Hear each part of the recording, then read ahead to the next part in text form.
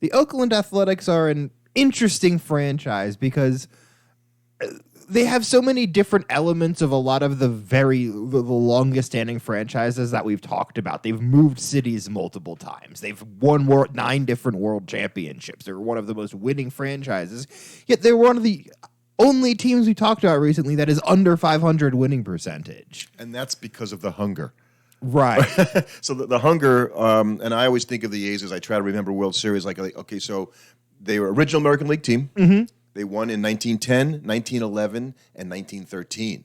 So that's so they came out and had immediate success. Right. Within the first week, there was no World Series, in 1904. So it wasn't even that many. And then they won again in 1929 and 1930, and they lost in 1931. That's the first 5 in like the first 30 years of the century, and then they didn't do anything until 1972. But you still have to think about it that for fans back then, like, yeah, you had that immediate period of success, which would have built that fan base in Philadelphia immediately. And then, they would have had some lean years in their mind because they wouldn't have won until almost 30. But then they get 2 more. So immediately right then, that standard is setting a franchise for, a franchise sort of standard for success. They're going to come out and be a winning franchise, and then they just sort of go in the tank until 72. Yeah, I mean, it's hard to tell. So the overall story with the A's back then, right, it was Connie Mack managed there for 53 years. Mm-hmm. So one guy managed the team for 53 years. Pretty much for the entirety that it exists. He was 114 at the end. He was just really old. And so they actually ended up naming the stadium for him after in Philadelphia. But when you have somebody who's there that long and you haven't won since you couldn't get rid of Connie Mack. Right, that was sort of the problem, I'm sure, by the end of it, so. Is that they were just kind of stuck. And that's one of those sort of, it's the dark side of those stories that we don't talk about as much, and that maybe we don't talk about it because, and I think maybe one of the reasons it's not talked about more, we don't talk about it because we're not Philadelphia fans. Right. And it's not talked about in that area because it's a legacy for a different team. Right. So there's not a lot of people that are talking about, oh man, I remember my dad, he was a big Philadelphia Athletic fan. No, there's none of that. Right. And then the Philadelphia A's moved to Kansas City in 1955. So you had all that time, even from 1931, where they lost the World Series, until 1955, where they had, they just weren't any good. And there's forgettable players, just bad teams. It wasn't even that they were contending; they were bad. Right. And so looking at it here, they had an even worse winning percentage when they were in Kansas City. They had a 400 winning percentage. They were terrible. And they used all the early century stuff to get their Philly winning percentage up. Right. And so I got to think it's interesting that, that time in Kansas City just bore no love for that, them there, I'm sure. Then they left immediately. But the Royals came in pretty soon after. That must have been a weird thing for that city. I think, so remember Philadelphia, the Phillies were there, and even though the A's had the early success, having 2 teams in one market, it was difficult for a lot of major league cities. And so I guess finally the A's decided, well, we're not going to get any help here. Because it wasn't a situation of the Athletics, like the Athletics left and then the Phillies came in. They were there. Right, they were a 2-team city, which I think a lot of people don't think about at Philadelphia as a 2-baseball team city. But the Athletics were always going to be kind of like the Mets' second fiddle in Philadelphia. They must have felt like it just wasn't quite big enough to support them. And I don't even know how that really happened, right? Because it's not like the Phillies were winning stuff. Mm-hmm. When you think about the Phillies, they didn't win anything. Right. And at least the Athletics had that history of success at the beginning. They won 5 World Series, so like they're rolling along, but for whatever reason, they become the odd man out, and they go to Kansas City, where you're right. It was even worse in Kansas City than it was in Philadelphia, if that's possible, before they finally decamped for Oakland, and that happened in 1968, that they went out to Oakland. And things got very good very quickly. Right, and it feels like, it's interesting because they've been good while they've been in Oakland. You have to say they've been a good franchise, and especially considering that they have a 510 or 514 winning percentage while they've been there. Right. And that's with being terrible the last bunch of years because they've not been good for a while. I think they were randomly good like 1 year. Well, they were kind of like the Moneyball type stuff, the little team that could like every couple make the playoffs, right, every but 5 never make or it all the so way. Years, they'll pop up with a decent team. They had a string of playoff appearances, back in earlier in the 2000s. 2000s, but I'm more talking about more last recently, decade. No, it hasn't. I think they had like 1 or 2 playoff teams in that stretch, but not more than that. So and in Philly, I believe when they were in Shibe Park, which became Connie Mack Stadium. I think the Phillies played there too. So you had two teams playing in the same ballpark, and then they named the stadium for Connie Mack, and then the A's moved to Kansas City. Right, and I guess the Philly fans were just okay keeping it as Connie Mack. Until they built a new stadium, which they Right. didn't do, I think, until they built Veterans Stadium, in the 70s. So, they had the 72, 73, and 74 World Series, so they moved to Oakland in 68. And then they've got the mustachioed A's, and Charlie Finley got the ownership of the team. He tried a few times to become owner of the A's, and finally got it in 1960. And we could talk for a while about Charlie Finley because a lot of people sort of hearken him to Bill Veeck in that he was a bit of a promoter. So Charlie Finley was the guy that put the A's in green and gold, right? So nobody, and when you think about that actually is really cool because nobody was doing both They have a colors color like that. scheme that is wholly unique to them in terms of what they look like. And it wasn't like that before. That's all on him, on him doing it. And promotionally, and he went out and drafted a bunch of players in the 60s, both from college. He brought them in, Reggie Jackson, Sal Bando. These guys were going to become the foundation of the championship teams in 72, 3, and 4. Well, they became what was it, the Swingin' A's? They had all kinds of nicknames. None of them that really stuck with me. But yes, I think you're right. The Swingin' A's was one of the things. And they had, like I said, they were famous for their mustaches for whatever reason. In contrast to the Yankees, right, who wouldn't let you have facial clean hair. cut. Right. Interesting. So that must have been because then Reggie Jackson went from the A's to the Yankees. So he went through Baltimore, though. Right, but still, it must have been a very interesting comparison to have the mustachioed Reggie Jackson versus the clean cut one. Yeah, exactly. And so Charlie O did things like Bill Veeck did in terms of with the live mule mascot and Charlie O's mule. But in terms of he tried to phase out the athletic name and make them the A's. So I guess they were always the athletic. I didn't know this, right, until I read up on Charlie Finley. So they were always referred to as the Athletics and not the A's. When they got to Oakland, they sort of dropped the Athletics. And you ever see them really calling it the Oakland Athletics? No, most people call them the A's. Right. So I thought, and that's all from him. So, there's some really cool things about Charlie Finley. But I think that's a really smart idea, though, as a way to differentiate yourself from that franchise's history, especially with coming out of what had happened in Kansas City. That immediately sets you apart and says, no, this is a different operation. This is something new, rather than, this is a continuation of what had existed previously. And those A's a lot of the A's were wearing white shoes and yellow shoes. They really were fashion-wise, very fashion-forward. Ahead of their time. Very much ahead of their time. And then Charlie Finley, one of the reasons why I will, another podcast we'll talk about Bill Veeck, because I just finished a biography of Bill Veeck that is amazing. And it's like Charlie Finley couldn't hold Bill Veeck's jock. You just love Bill Veeck, find it very interesting. Bill Veeck was a man in a way that Charlie Finley wasn't. So he was penurious. Charlie Finley, and he tried all kinds of crazy things, like in the 1973 World Series with the Mets, where he tried to get a guy taken off the roster, declaring that he was injured when he made 2 errors in the game against the Mets, and that they lost in Game 2. So I've always said he fired the player, but what he did was he got the guy to sign a fake injury statement that the commissioner, Bowie Kuhn, said, no, you can't do that. And they wouldn't allow Mike Andrews to be let go off the team. And it was just the kind of underhanded stuff that Charlie Finley did. Did he then come in later in the series, and that was like his last at bat then, right? I think that was his last at bat as a pinch hitter later in the World Series, so he never played again. So he was known as a forward-thinking owner, but in terms of being a really great guy, maybe not so much. Maybe not so much. So if you talk about the guys that are all-time A's. We can talk about the WAR quotients, or we can just talk about the players themselves, which I think I like doing better. Well, I think when you're just talking about the players, you talk about a lot of Hall of Famers. Like, it's just loaded, this franchise. And as with teams that have been around for 100 right, but we've kind of had gone through some of these where you have certain positions that are light, and really there's only like one position for this team where there's not like a Hall of Famer.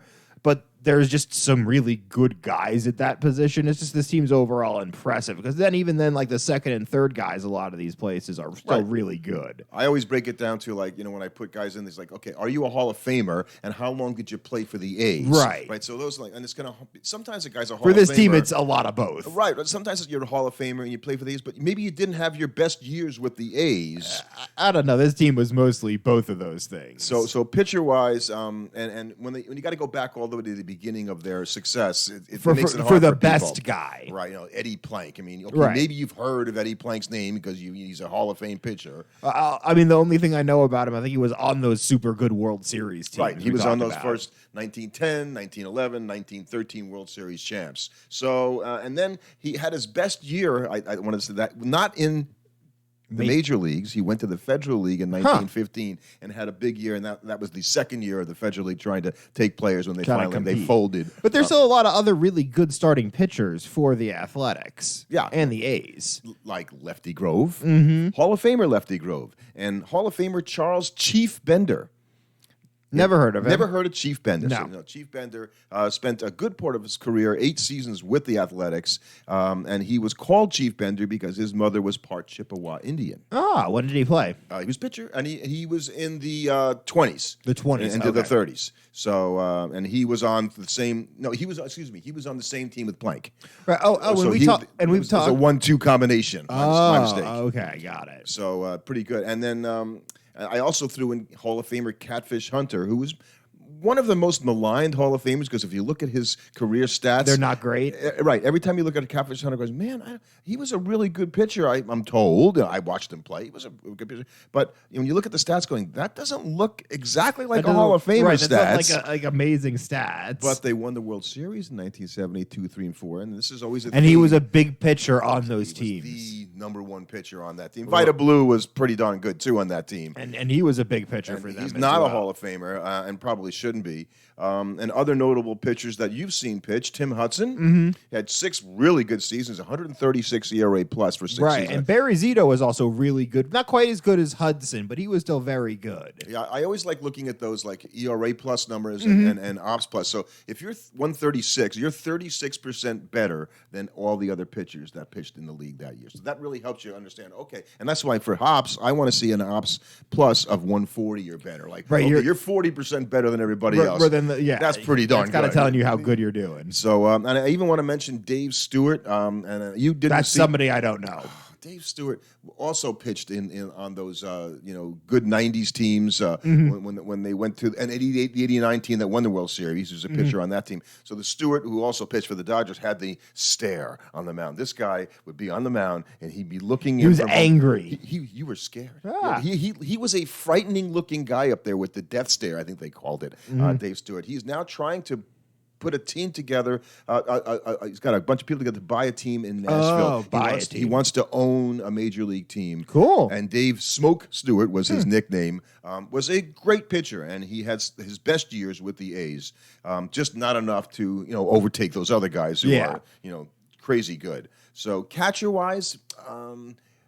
If you had to think about A's catchers, you probably, right, in your lifetime, there haven't been any. No, none that I can really think of. Did you watch Terry Steinbach catch when you at all? The name familiar? The name is familiar. Right. Matt Olson. No. Sean Murphy. Sean Murphy, right, but he didn't play there long enough. Right, he wasn't there long enough to really be like the guy. That's a good point, though. I did a good pull on Sean Murphy. And so I picked the only Hall of Famer that had a lot of years, Mickey Cochran. He played 9 seasons, for them back when they were World Series teams. He was their Hall of Fame catcher. He was their Hall of Fame catcher, so Mickey Cochran got it for me. I found Harry Davis played for the 1910 champs. So who caught? You go back to the World Series, who was the catcher on the team? Harry Davis. Looked at his career.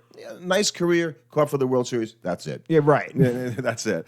Gene Tennis was we've talked about before. Right, so he hit 4 home runs in the 1972 or 4 World Series. I don't know which one. And a lot of power from the catcher position. Really good defensive catcher. Also really good career. A good mention, a guy that a guy you remember, a guy that A's fans remember because he was the catcher on the 2-3 World Series teams in a row, and so that's how you get in that situation. And Terry Steinbach played 9 straight years, started 9 straight years on opening day. Unfortunately, the A's were not great teams when he was. He was on the 89 chance, team. but there were a lot of teams he was on, I should say, that were not as great as the 89 chance. That's for sure. First base. Okay, this is an easy one. Right. This is one where there's a guy that's in first place, and it's very easy, and even the second place guy is very good, but Jimmy Fox is just Jimmy Fox. First guy to win the first 2 MVPs. He won them back-to-back in 1931 and 1932. He had a career OPS plus of 175, which just tells you how good the guy is. 175, so 75% better than everybody else. It's like having 2 guys in one, right? Almost. And then you got 12 years out of McGuire at first there. And I don't think most A's fans would think of that. And you might even think now you forget, like, was he a DH for the A's? No. He was a first baseman. And he really didn't become and then he was still a first baseman because Even he went for the over and did Cardinals. that for the Cardinals because he had to. Excellent point. He did not DH as much as I know for some reason. And the same thing about Giambi, by the way. Right. Giambi did not DH for the A's. He ended up doing that more for the Yankees by the time he got there. And you can say Matt Olson, but he only spent 6 years there. And it's really hard for me to be like, oh, yeah, that's an all-time A if you played if you played 5 years or less. And Giambi and McGuire, if you start looking at defensive WAR, that's where they that's not so good for them there. Second base has another Hall of Famer. Right. I've not heard of him, though. Oh, you have, because here's why. Eddie Collins, because Eddie Collins was also the second baseman for the Black Sox. Oh, okay. Okay, so before that, he was played on the for- A's, Oh, and he was okay. on their championship teams.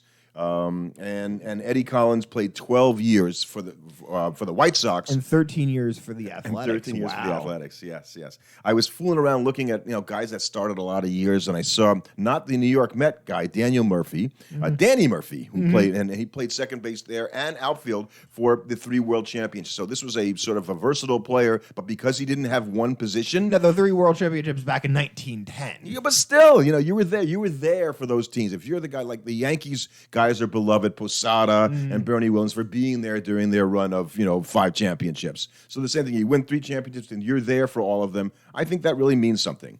I also wanted to mention that Nat Lajoie played 5 years for the A's, so not enough for him to be an all-time A, but he played excellent years when he did play there. Shortstop. That was you talked about there being a.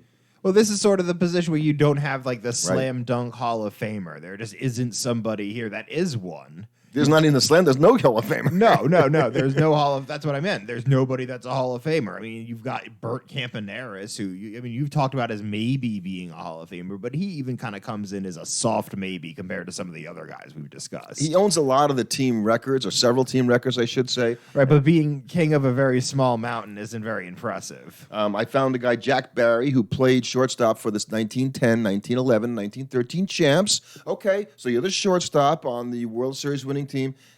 And that was kind of it, though. He didn't have an all-time career, and I would still say A's fans would probably rate Campaneris over him. I even threw in Marcus Semien. We played 6 years there, but that's 6 such good years. Right, 6 good years, but that's still such a short period of time and it wasn't like they won anything in that time period that he would be both either a memorable or an important shortstop to A's lore. Miguel Tejada played 7 years for the A's, but believe it or not, well, I guess you would believe it, he was better for the Orioles than he was for the A's, so he doesn't get it. And I found a guy named Eddie Joost who played a long time for them at shortstop, and he kind of looked a lot to me like Vern Stevens, who Similar, I like a lot. offensive production. Yeah, good offensive short at a time when there weren't good offensive shortstops. But I think he was playing for them when they were in Kansas City after they left Philadelphia, and they were so bad that being the best shortstop on a terrible team Right, doesn't mean much. Doesn't do very much for you. And then we get to the outfield. Oh, no, we got to get to third base. Third base. I'm sorry. My bad. Yeah. And this is one where we have a guy that I mean, we've talked about him before, but I don't really know him much as a player, in Frank Home Run Baker. Well, and he got the nickname Home Run Baker because he hit home runs in the World Series during the dead ball era. So the fact that he hit home runs in and of itself was a big deal. And you're right, he was on those teams in 1910, 11, and 13. But he had a 152 career OPS plus, so the guy was a hell of a hitter. Yeah. So and then you have some other guys that have also played this position for the team that have been very good players, but definitely a hall of very good players. Yeah, I think Sal Bando probably has gotten the most Hall of Fame sometimes push? for like Hall of Fame. I don't think so any more than anybody else does, but really, kind of like where Ron Santo was a little bit not quite to Ron Santo's level. We will discuss Eric Chavez, the player, not Eric Chavez, the hitting coach, because there's probably some choice words for that performance that was turned in last year. Yeah, well, maybe he should have got up and hit the way those guys were swinging. And then a player besides Eric Chavez I really liked and played a lot of years for Oakland, Carney Lansford, who also played for the Red Sox, and was just one of those fine Major League Baseball players. And if it wasn't for Holman Baker was like that, not that far because he didn't play that many years. But for he was them. still 7. So much better, much better. So he had to get. I can't put a guy that was just like, well, he played 10, 11 years for them. Like, oh, okay. It's the only thing about Home Run Baker is his 7 seasons. But Right. when you have 152 ops, you're probably going to get it anyway. Then we go to the outfield. Yeah, and it gets you got 3 guys that kind of just stand head and shoulders above the rest of everybody else. And it's not that there are bad players, that some of the other guys that could be out here, but the top 3 are just far and away the guys. I won't say Canseco, but Canseco had 9 seasons for Oakland with 136 ops plus. I didn't think it was that good. Right, he was that. It just was the defense was. Defense, yeah, that's sometimes he used his head, Yeah. literally, as you see in the famous video with the ball conking off his head going into the stands. But I mean, let's get to the top 3 because it's pretty impressive. Yeah, I mean, you've got. I think one person everybody knows as a slam dunk is Ricky Henderson. Right, he had his best years for the Athletics. And stole the 130 bases that one season for the A's. Has still the all-time record, home runs. And has still the most stolen bases. Multi-time All-Star, MVP. Yeah, Ricky. Slam dunk. Ricky Rickey Henderson. And then we have another guy that we've also talked about earlier in this podcast, in Reggie Jackson. Right, and played enough years, even though I would hope that most really good baseball fans would know that he was more of an A's player than he was a Yankee. Where I think of him more as a Yankee, but I think that's more because of location. Yeah. And I'm sorry, in the 3 home runs in the World Series. As a Yankee. So legendary in this area and so talked about that you kind of hear about him only in that context. And he missed one of the World Series against, I think, the Mets because he was injured or missed most of that World Series. So, that took away a big opportunity for him to shine. And the other guy who you've heard of. Right. Yeah. I've heard of this guy, and I think we've talked about him briefly before, but never at length, and Al Simmons. Yeah, and so I think his career ops plus for the A's is 147. It's pretty good. This is a Hall of Fame player, right, on both sides of the ball, and played a lot of. So years he could do it them. on the defensive could side do it on too. the defensive. Okay. Underratedly, there's a guy who I've followed this guy a few times. His name keeps popping up, Bob Johnson, which seems like he should be like an insurance salesman from about Wichita. the most generic name you could have. But the guy was terrific, a terrific hitter. I think he was in the running for MVP one year, and played 10 years. Unfortunately, Bob Johnson was there when they were terrible, so nobody remembers him. It's just hard also when your best career achievement can be roughly summed up as was in the running for MVP. One year. It's hard to win an MVP when your team stinks, by the way, unless you're Andre Dawson. Right. But it's just still like you would hope that you'd have something else you could hang your hat on that would set you apart. Get better players, he was hoping. It didn't work out. Hit more home runs, something. And Joe Rudy was another, real good ball player on the Champs. I just mentioned him, but certainly not anywhere near the ilk of those other 3 guys we mentioned that have it easy. Mm-hmm. And then when you get to, I think this is an interesting team because they're probably the only team that can boast a closer legacy that competes with the Yankees in a sense. And the Yankees are basically there on the back of one guy. Yeah. John Wetland and Rivera, you're not saying? No. John Wetland is glad to be able to say, I'm part of the Yankee lineage. I was the guy before Rivera, right. Literally. He gets talked about. So, yeah. But you've got Dennis Eckersley and Raleigh Fingers, right? Which is a 1-2 punch that literally no other team, maybe outside of the New York teams, can even kind of come close to. And the Red Sox actually have had some very good closers as well, but Raleigh, not having 2 Hall of Fame guys. And Fingers, right. And Fingers, was on the 72, 3, and 4 teams, but he also left Oakland and went to Milwaukee and was on the 1982 National League championship team that lost in the World Series. And so he had success. Eckersley came to the A's from having been a Cub and a Red Sox, where he converted from a starting pitcher to a relief Did he kind of pitcher. figure it out when he came to the A's?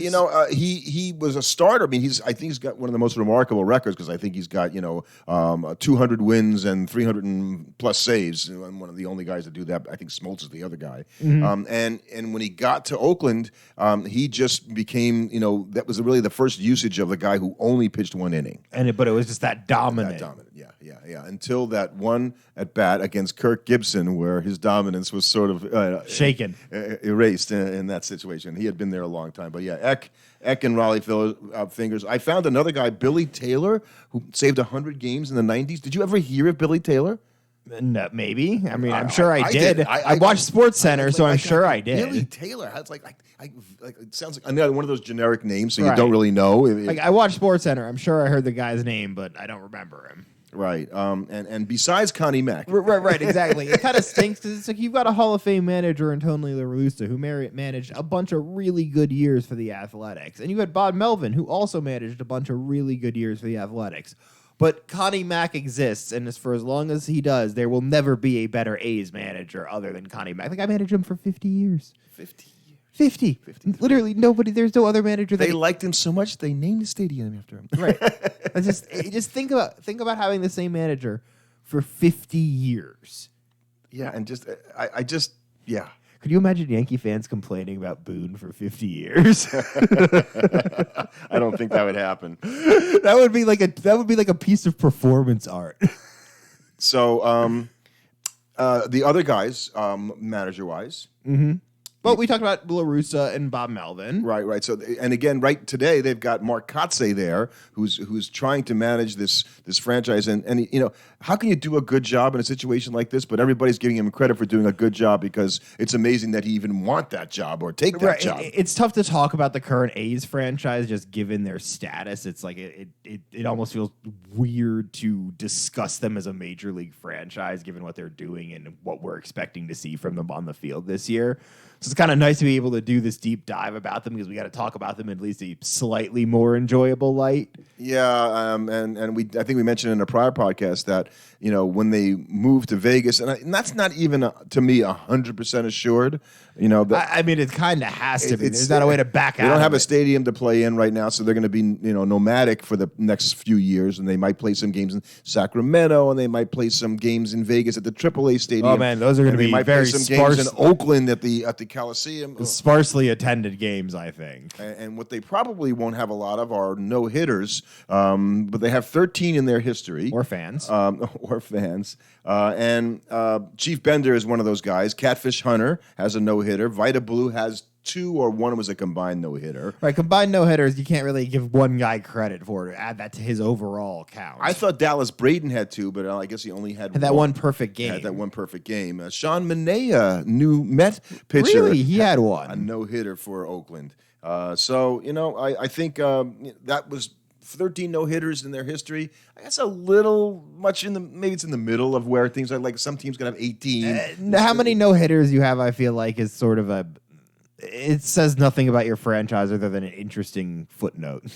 So if you look at their career leaders in hitting, we've already talked about some of the the stars. I'm trying to find a couple of other names in here, like how do they get in there? And basically all the guys we mentioned are the guys who are the greatest. Well, that's the thing is that when you have a team like this where so many of the top players are these legendary Hall of Famers, there's not going to be some guy. And like one of the only places you normally see a guy sneak in at is stolen bases, and they have Ricky frickin' Henderson. Right. So let's see. We mentioned Danny Murphy. He is the club leader all time in triples. Oh, okay. Or how about Jimmy Dykes, who was an Oakland, an Philadelphia Athletics? He leads the franchise in career doubles. Okay, do you know who leads the Mets in career doubles? I don't know, and I don't really care. That's the problem. Is it's just that's one of those things with baseball stats that I think that sometimes we get so caught up in is just oh yes, he's the career franchise leader in doubles, which is cool. It's also okay, not enough to bring him over Eddie Collins at second base. That's for sure. Right, exactly. It's just it's just one piece of statistics. And Campaneris, one reason that I had him at number 1 for shortstops because there was nobody else basically. Games played, at bats, plate appearances, hits, He's got all those records. So, okay, even if he was, he was like the prototypical, little better than average hitting shortstop at the time, good fielding shortstop in the mid 60s and whatnot, had speed. So he was a better version of what was sort of the default. Right. But he was just a good version of what was not a great product that existed. That's how I would look at it too. He was not, he was the guy that was left. The best made model of a terribly designed car isn't, the best car to drive necessarily. And the same thing happens when I look at the pitchers. It's all the guys we talked about. Rube Waddle, I didn't mention. That's a Hall of Fame pitcher, yes. But didn't pitch that much for them. So that's why he wasn't mentioned before. But yeah, all the other guys, we kind of have covered because you got to get down to pretty low stats before you think, okay, here's a guy we have. Right. That's the thing. We have too many Hall of Famers for guys to kind of creep in here. I think it's easier when you have some of the more shorter lived franchises, just because you have more guys more likely to have played a single stretch for them, and you've got some random pitcher that picked up a bunch of career statistic leads for them. And I heard looking at the team this year, I heard Brett Rooker interviewed the other day on the leadoff spot, and they asked him the question, so how do you prepare when your team's going to be terrible, basically, and not listening to all the noise about how bad you are, and trying to say that we really think we have the guys that can win some games. So he had the attitude that you want from a guy who hit 30 home runs last year, and this is a really good ball player on a really bad team. Right. I think if you're the A's, you're probably thinking things can't be as bad as they were last year, and we won't get off to as bad a start as we did last year. That's probably true. So that's going to happen, and you're thinking, okay, and you're always going to believe in yourselves and believe that your team will all be the best versions of themselves. And so you hope that you're going to take some people by surprise. And certainly you're going to be a team that everybody's kind of looking past and relaxing against at first. So you might be able to sneak some wins against teams that you wouldn't otherwise because they're not quite, coming at you at 100%. Right, and it's been over 20 years since this whole Moneyball thing, right? Since that started happening there, and they've seemed to have been operating that way on the cheap for so long that it would be great for the A's to get to a point where that wasn't the case for them. Right. The problem is now instead of being cheap to be smart, they're just being cheap. They're not spending money on anything, and it's turned out with an inferior product on the field. And I will, I'm not. Pitching staff was horrific last year. I'm not as critical of the commissioner as some people are, but I'll be critical here. And if your job is to sort of, be the best interests in baseball, office, and so I can't imagine what's going on with the A's is something that you could agree is in the best interest of baseball. It's going to basically be a black hole on your schedule every single for night. years now. I mean, they got the sale done, but there's still putting this thing together. They're so far from building the stadium. Terrible. I'm sure TV ratings for A's games are going to be horrible because casual fans aren't going to watch a game, when they're the opponent, and nobody's going to want to watch them because who's their fan base right now? Yeah, well, they cited a sit out where they actually went to the stadium instead of not going to the stadium last year because they had such bad attention. We're going to show up one day. We'll show you what it's like. Right. There is this audience out there that wants to play and it wants to watch, but no, we're not going to watch this terrible product. And look, I'd say the Giants are probably not happy to see the A's go. Right, you want it all to yourself. And if you're in the market. What do you mean? Yeah, they're totally happy to see them go. So, but they've been there for a long time. They got there, only 10 years after the Giants arrived. Right. But why would? Okay, they've been there a long time, but that's not going to. So what gives them the right to say, well, we were here first? You guys, we're just happy that you're going there. We thought you guys, They thought they were outliers anyway. When they got there, going, we're the Giants. Exactly. They're just going to be happy they're gone. They're not thinking anything other than that. But I'd still say I'm not 100% sold that the A's are going to go to Vegas. That's where I'm at. I think you are probably one of the few people that feels that way. I somehow I feel like something's going to happen. Like they're going to go back to Oakland? No, that's just it. I don't know what will happen. I just feel like there's so much uncertainty here that I just can't. But you're not going to be able to send them to yet a third city. Like, do you really? If you're at Nashville, do you really want what would be like the equivalent of Las Vegas's leftovers? No, Nashville's going to get its own team. Exactly. Who would want the Athletics at that point? Dave Stewart. But that's what I'm saying. He wants to put a team in Nashville. Right. You would never want the Athletics. Look, I'm probably wrong. I'm Right. just saying. This feeling I've got of why can't they, do anything right here to get this even like, okay, we're going to go to Vegas, we're going to build a stadium, but they can't even get that squared away because the private-public money is up as usual with these kinds of things, and what they're talking about building in terms of a stadium there is crazy. Where the Tropicana is, I just can't see it. But maybe that's because I know Vegas well enough to think, what the hell is a baseball stadium going to be there? That's probably why there's a holdup. So I think it's a rough time to be an A's fan. I don't know why you'd support the team that is telling you we want to leave and we're not even going to put a good product on the field before we go. But I hope they come out and win 15 out of 20 and at least make it interesting for a little while so that their fans can enjoy just a little bit, of what it was like. The fan, probably. The fan.